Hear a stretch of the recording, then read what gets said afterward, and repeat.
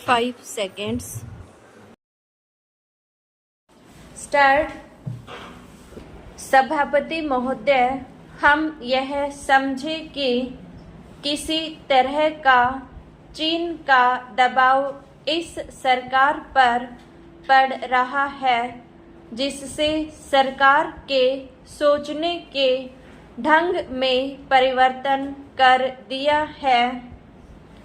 मैं गृह मंत्री से विशेष रूप से यह कहना चाहता हूं कि सरदार पटेल जिस जगह पर बैठे थे, आज आप उसी जगह पर बैठी हुई हैं और राष्ट्र की आंतरिक सुरक्षा का भार आपके कंधों पर है। इस प्रकार के प्रकाशन सरकार की दुर्बलता के सूचक हैं।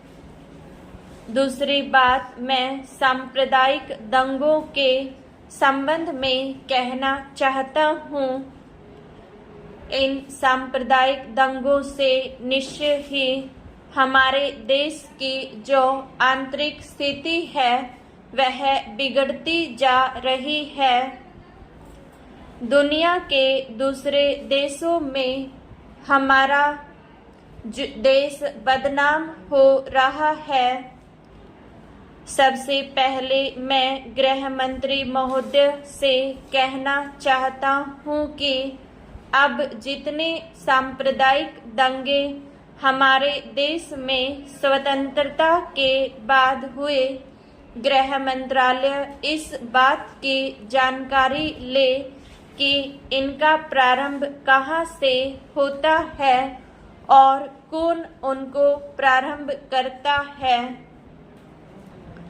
अगर इस देश का बहुमत उनको प्रारंभ करता है, तब तो मेरा कहना यह है कि बड़ी कड़ाई के साथ उन पर काबू किया जाना चाहिए।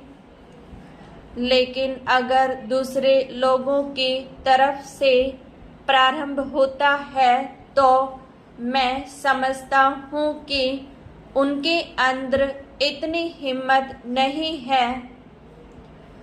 जब वे जानते हैं कि इसका परिणाम यह होगा कि हमको और हमारे दूसरे सहयोगियों को चोट लग सकती है, फिर भी वे इसका प्रारंभ करें, तो मुझे ऐसा लगता है कि कोई तीसरी शक्ति अवश्य है जो आज भी 5 दशकों के पश्चात हमारे सामाजिक जीवन को दुखी बनाना चाहती है।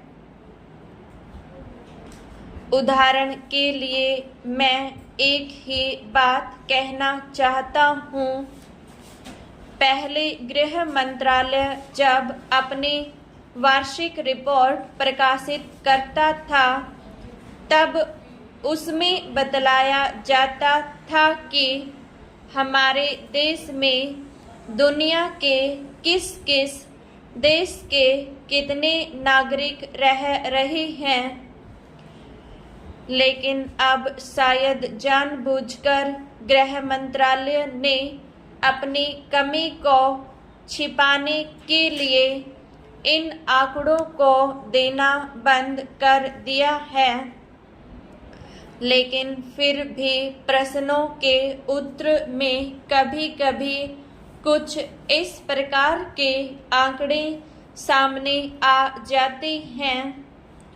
अभी हाल में जब यहाँ पूछा गया कि हमारे देश में पाकिस्तान के कितने नागरिक ऐसे हैं जो पासपोर्ट लेकर रह रहे हैं, तब उत्तर में सरकार ने बतलाया कि इस समय पासपोर्ट के आधार पर भारत में रह रहे पाकिस्तानी नागरिकों की संख्या लगभग 217,000 है।